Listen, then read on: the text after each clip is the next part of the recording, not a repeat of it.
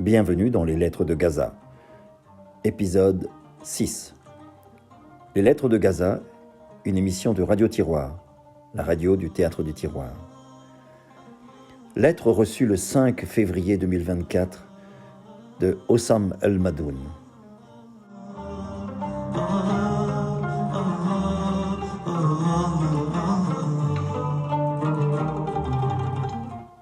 Mes voisins et ma maison.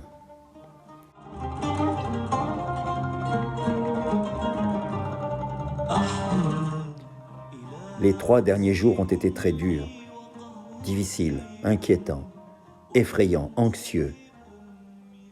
Et je n'ai pas dormi. Je vis dans un appartement, dans un immeuble de 7 étages, dans la partie ouest de la ville de Gaza, non loin de la route maritime, avec 27 voisins. La plupart d'entre nous sont partis le 12 octobre, vers le centre et le sud. 5 familles ont décidé de rester.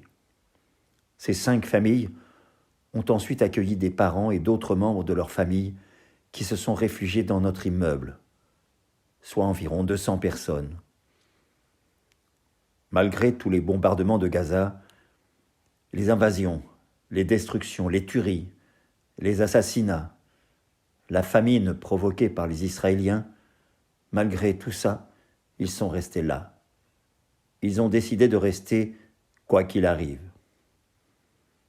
Il y a 3 semaines, l'armée israélienne a quitté le centre-ville de Gaza. Les bombardements et les frappes aériennes se sont poursuivis dans de nombreux endroits de la ville de Gaza et du nord. Mais il n'y avait pas d'armée physique, pas de chars ou de véhicules militaires à l'intérieur de la ville.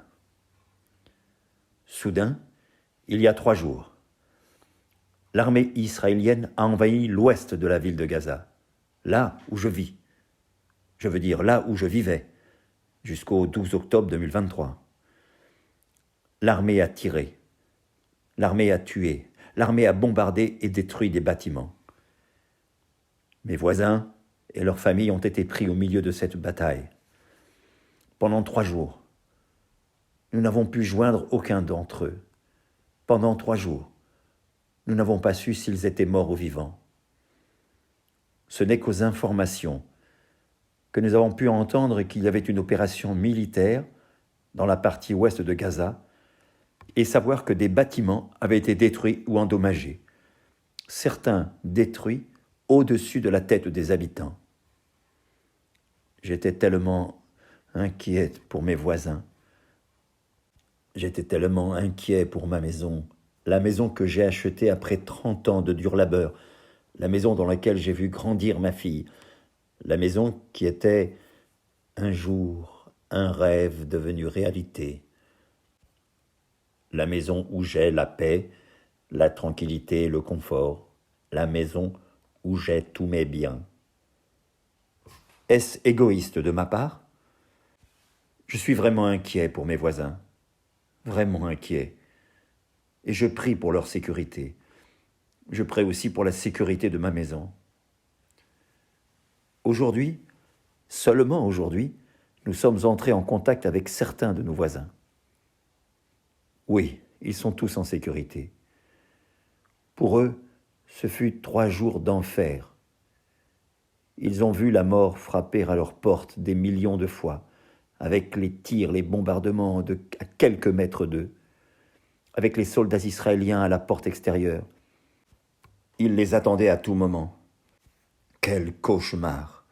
Pauvres gens, pauvres enfants avec eux, quelle peur ils avaient! Quelle expérience de vie ces enfants ont vécue! Ce n'est pas juste. Cela ne devrait pas arriver. Cela ne devrait arriver à aucun être humain.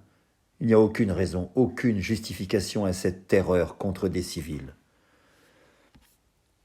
L'armée israélienne est partie après avoir détruit 3 immeubles de 7 étages dans notre quartier, détruit une vieille maison et creusé toutes les routes. Autour du bâtiment qui contient mon appartement, les arbres, le jardin sont détruits. De la maison et du jardin, il n'y a presque plus rien. Notre porte principale a été soufflée, toutes les fenêtres ont été endommagées, et à l'intérieur de la maison, il y a eu, des dégâts. Mais j'ai eu de la chance. J'ai toujours une maison, enfin, jusqu'à présent.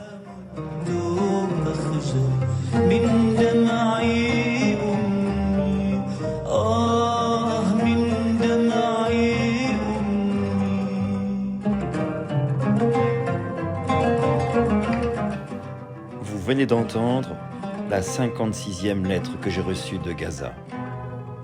Prenez soin de vous et que cesse le feu pour que vive la paix.